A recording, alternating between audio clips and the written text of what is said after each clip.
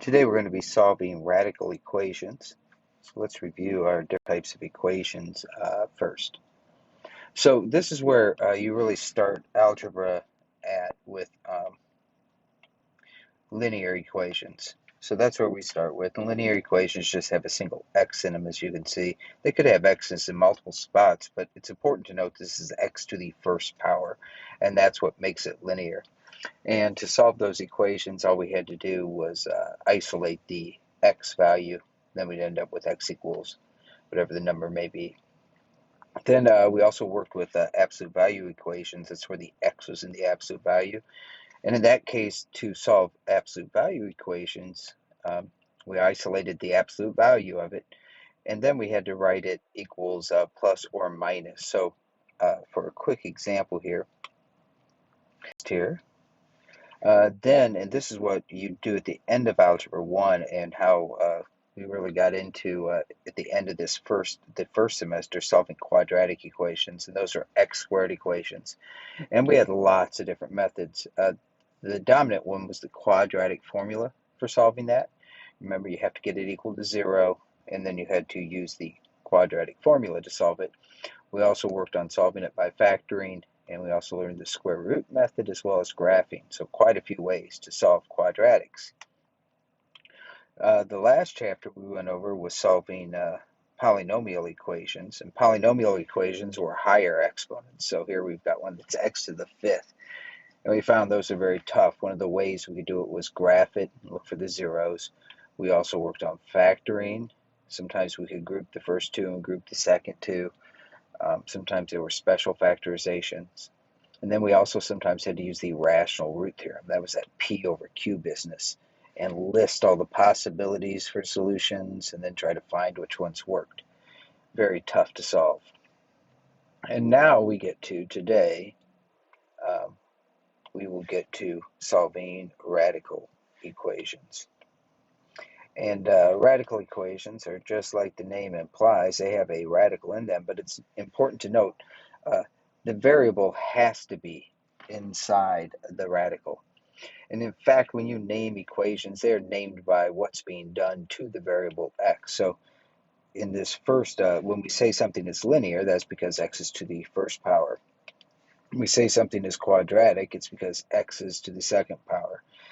We call this a fifth degree polynomial if we want to be more specific, because x is to the fifth power. The absolute value equation is called that because the x is inside the absolute value. This is called a radical equation because the x is inside the radical. Don't get that confused with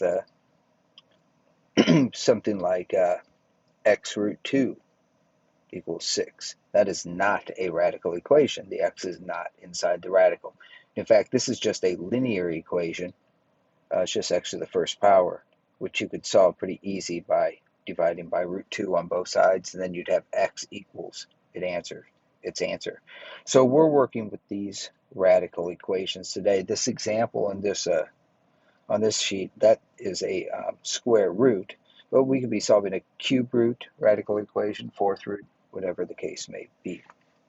If I had to, let's lower him just a little bit, 2 times the absolute value of x equals 6, you would divide by 2, and that means x would equal, and you'd have to put 3 or negative 3. Or we wrote that as plus or minus 3. That's because the absolute value of 3 gives you 3, and the absolute value of negative 3 is also 3. So we had to get both solutions. So here's just a few examples of radical equations. You can see in all of these situations the x is underneath the radical. And we're going to look at the methods to solve these guys. There we go. If you see the online version of this, there are some slides that are included that are not in this video. Solving radical equations, we've got 3 steps. Step 1, isolate the radical on one side of the equation. Isolate it means to get it alone. So just like we would try to isolate x, here we're going to try and isolate the radical that has the x in it. That's step 1. Step 2, then you're going to do the opposite of what's being done. So if it's a square root problem, you're going to raise each side to the, in that case, 2, because that would undo the square root. If it was a cube root, you would raise each side to the 3rd power. 4th root, you'd undo the 4th root by raising each side to the 4th power. When you get done, you're going to end up with various equations. Some of those equations are going to be linear, some will be quadratic, they could be higher degree. Regardless, your job is then to use any of these methods that I just mentioned at the beginning to solve your new equation. I should have a step 4 on this. Sometimes, not all the time, but frequently we get a solution that does not work when you solve it in this fashion. And we'll make sure that we have to check our answers as a step 4. Step 1, just isolate the radical on one side of that equation. Then you're going to raise each side to the same exponent, and then you solve the new equation. And then I should still have that step 4 in here. Check solution, or solutions if you get more than one, because sometimes we get an extra solution, and that extra solution does have a name.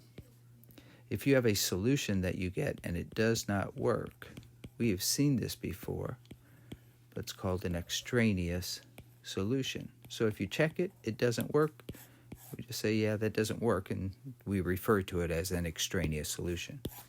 Okay, that brings you to your homework. So here's our first example. Step 1 is isolate the the radical term that has the x in it. So you can see root x is already isolated. It's by itself. It's not multiplied by anything. It doesn't have an x plus square root of x and then a plus 5 attached to it or anything. So the root 2 is all alone. So step 1, root x is isolated. Step 2, you're going to square, cube, whatever it takes to get rid of that radical. So in this case, I squared both sides.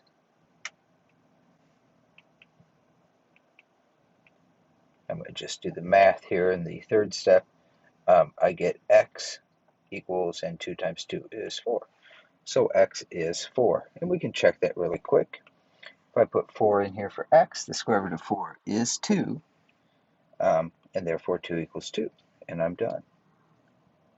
Let's look at another example, a little more complicated. In this case, again, radical equation. But the root is not by itself, it's times 2. So we're going to unmultiply it by division. So that's step 1. We will isolate the term that has the radical in it. Okay, step 1, isolate the root.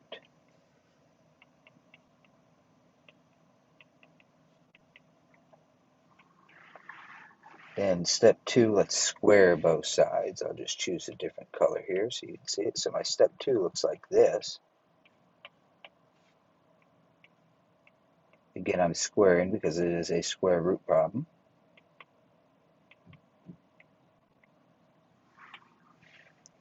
And that gives me x plus 1 equals 4.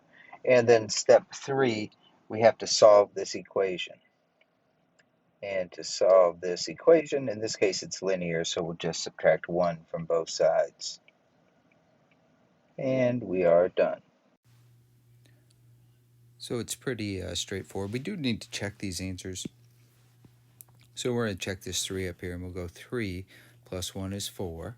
And the square root of 4 is 2. So it's 2 on the outside times this whole radical will end up being just 2. So 2 times 2 is 4. It does indeed check. Next example. This one's a little bit more complicated because you'll note here's our radical expression on the left, but it's also got this minus 1, and we want the radical isolated. So our first thing we're going to do is just add 1 to both sides and see how this gets our radical isolated. Equals 2 plus 1, 3. That's our step 1.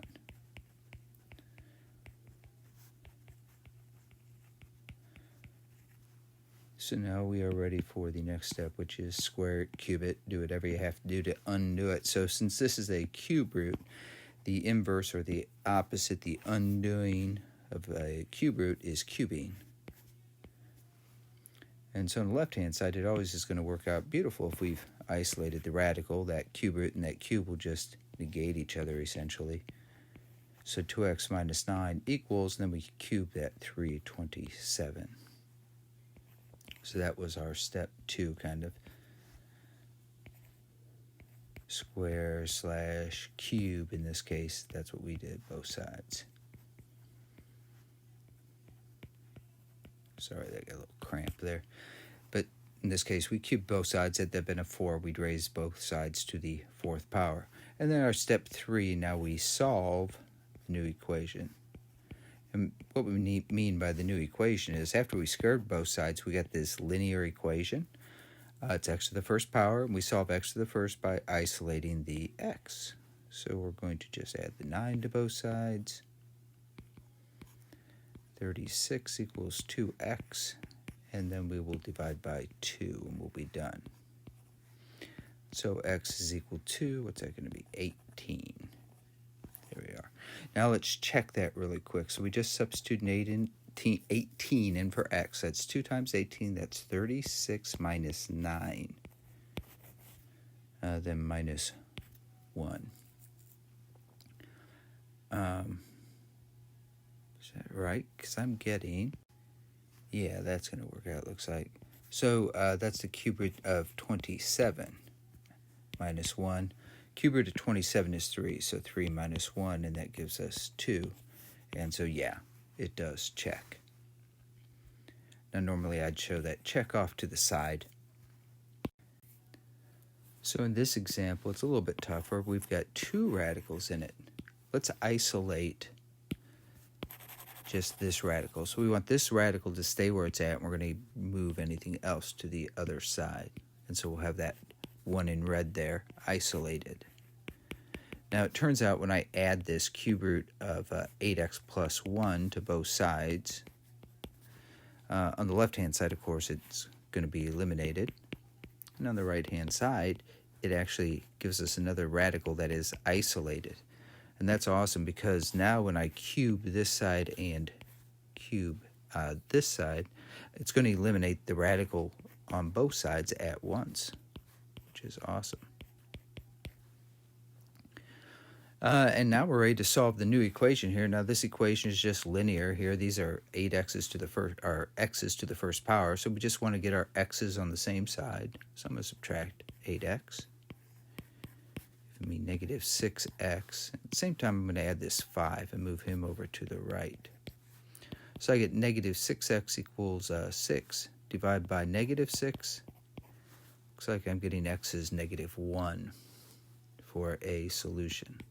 So let's go ahead and check to see if he actually works. So it'd be the cube root of 2 times negative 1 minus 5 minus the cube root of 8. Notice I'm replacing the x now with the negative 1.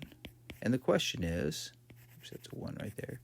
The question is, does it indeed equal 0?